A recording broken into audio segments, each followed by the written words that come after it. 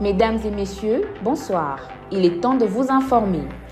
Ce lundi 6 mai 2024, dans la matinée, les élèves finalistes secondaires munis des badges d'accès ont été présents dans les rues de Kinshasa en vue de rejoindre leurs différents centres où ils vont passer l'épreuve de ce jour.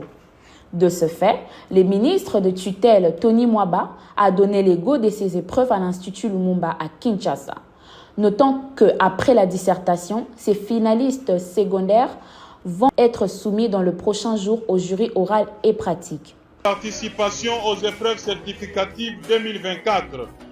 Et c'est en dépit du contexte difficile de la guerre qui sévit à l'est du pays.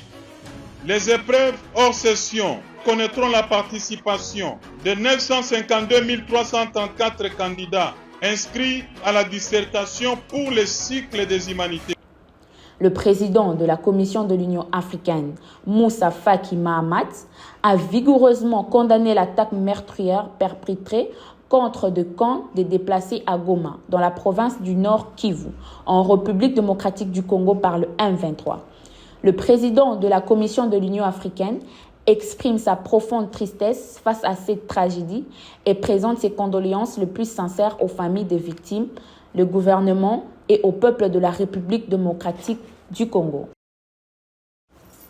Brazzaville, sous les hauts patronages d'Antole Colline Makosso, Premier ministre, chef du gouvernement, membre associé de l'Académie de sciences d'outre-mer Brazzaville, accueille le 8 et le 9 mai 2024 le colloque international sur la Chine et l'Afrique. Plusieurs scientifiques et politiques d'Europe et d'Afrique vont s'interroger sur l'impact de relations sino-africaines dans la construction d'un ordre international juste et équitable, sur la présentation d'un environnement mondial de paix et de sécurité et sur l'émergence d'une économie mondiale ouverte et inclusive. Le 60e anniversaire de relations diplomatiques entre la Chine et le Congo, ainsi que le 24e anniversaire du Forum de coopération sino-africaine, offrent une excellente opportunité pour revisiter la coopération sino-africaine ce 8 et 9 mai à partir de 9h. Le président de la CEAC, son Excellence Gilberto da Piedade, a présidé le 3 mai dernier la cérémonie de prestation de serment des nouveaux impétrants de commission de la communauté économique des États de l'Afrique centrale à Libreville. À cette occasion, Ndé Mazagao Bakota Désiré Armand a été élevé au rang de directeur énergie. Une promotion méritée par ce cadre de la CEAC pour non seulement sa loyauté envers la commission, mais aussi son savoir-faire.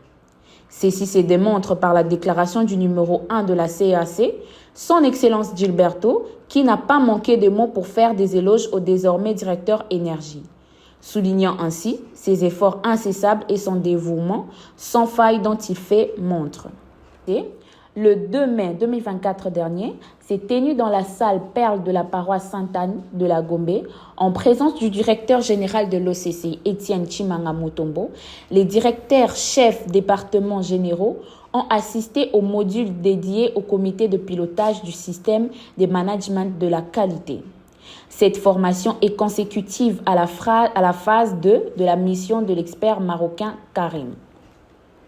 C'est la fin de cette bulletin d'information, mesdames et messieurs. Bonsoir.